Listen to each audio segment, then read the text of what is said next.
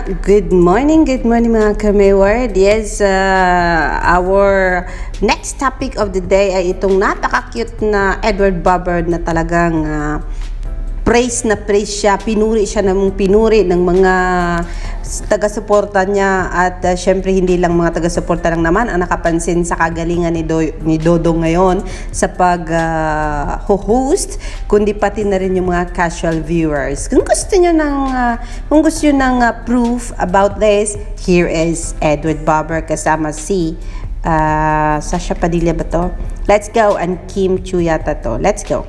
Ang relationship, what's not to ship about these performers? Bukod sa magaling silang kumanta, goals din ang relationship nila. Of course, live on As of Natin Do, we bring you 2 generations of love with Katie and Alexa, plus Mr. Ogie Alcacid and Miss Regine Velasquez Alcacid! What's not to ship? Hindi pala si Sasha, si Kim Chiu ba yun or si Janine? Basta mga guys, talagang nakikita natin na sobrang grabe na ang improvement ni Edward Barber, ang self-confidence ni Edward Barber as a host. But then yes, hindi pa uhuli si Marydel Maymay Entrata. Kahapon, as we can see, distracted a little bit si Maymay. Marami siyang medyo mga tawag dito, maraming time na alanganin siya, may time na napatayan na siya ng camera kasi nga dahil may konting may sasabihin pa siya tas biglang naputol yung nalagay na yung I want ASAP screen. But then kung hindi nyo nakita kung gaano ka-cute si Maymay kahapon sa I want ASAP, narito po ang close-up look ni Marydel. Napakaganda po ng ating dilag. Rosy cheeks po siya dito, napakakinis.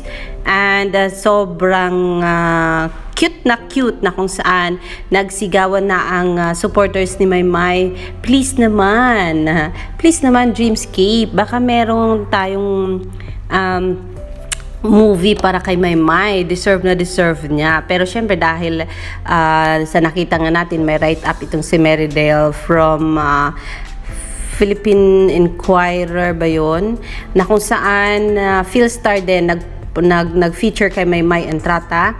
At talagang sinabi nila na ito daw si Maymay Entrata ay ikakareer daw niya ang pag-aaral niya sa Canada kasi daw umano ang sabi sa report ay gustong makuha ni Marydel yung college diploma or yung kung anumang certificate ang ibigay nitong kanyang pinag-aaralan ngayon sa Canada. So if it's college certificate or whatever certificate ang gusto niyang makuha doon, syempre sabi daw ni Marydel Maymay Entrata ay talagang isa puso niya at ikakareer niya ang pag-aaral niya sa Canada para may matutunan ang dilag natin. Ayan po ang ating latest kay Maymay Entrata and Edward Barber.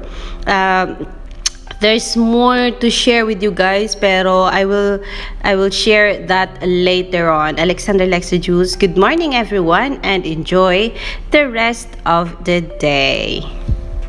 Edward Barber. I am your host, Edward Barber.